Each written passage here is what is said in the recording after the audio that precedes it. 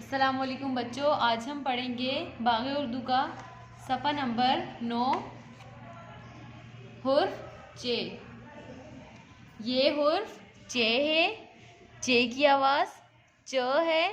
چ کے پیٹ میں 3 نقطے چ چ چ۔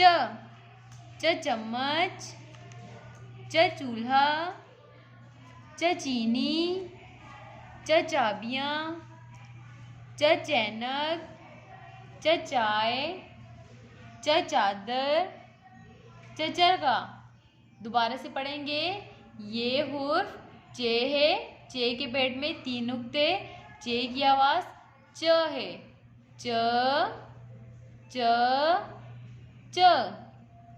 چ چمچ، چ چولہا، چ چینی، چ چابیاں، چ چینک، چ چائے، چ چادر، چ چرغا۔ اوکے نا اسٹوڈنٹس، اللہ حافظ۔